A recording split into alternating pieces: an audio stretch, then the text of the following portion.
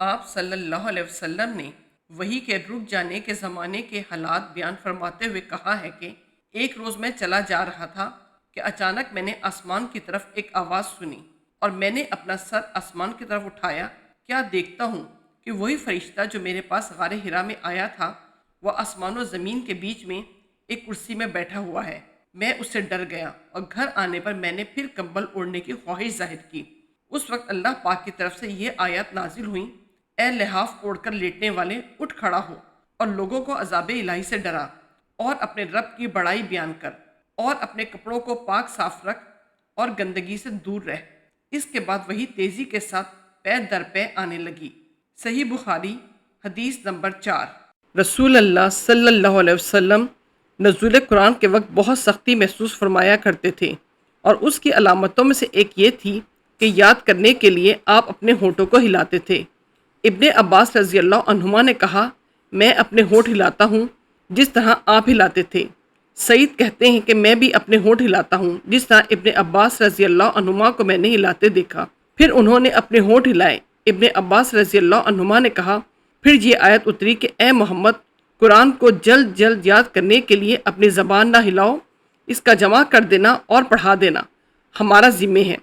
حضرت ابن عباس رضی اللہ عنہما کہتے ہیں، یعنی قرآن آپ صلی اللہ علیہ وسلم کے دل میں جما دینا اور پڑھا دینا ہمارے ذمے ہے. پھر جب ہم پڑھ چکیں تو اس کے پڑھے ہونے کی اتباع کرو.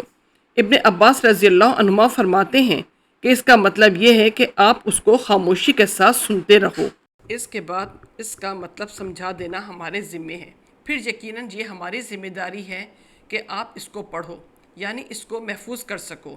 چنانچہ اس کے بعد جب آپ کے پاس حضرت جبرائیل علیہ السلام وہی لے کر آتے تو آپ توجہ سے سنتے. جب وہ چلے جاتے تو رسول اللہ صلی اللہ علیہ وسلم اس وحی کو اسی طرح پڑھتے جس طرح جبرائیل علیہ السلام نے اسے پڑھا تھا. صحیح بخاری حدیث نمبر 5. رسول اللہ صلی اللہ علیہ وسلم سب لوگوں سے زیادہ جواد و سخی تھے، اور رمضان میں جبرائیل جب آپ صلی اللہ علیہ وسلم سے ملتے تو بہت ہی زیادہ جود و کرم فرماتے. جبرائیل علیہ السلام رمضان کی ہر رات میں آپ صلی اللہ علیہ وسلم سے ملاقات کرتے اور آپ صلی اللہ علیہ وسلم کے ساتھ قرآن کا دورہ کرتے.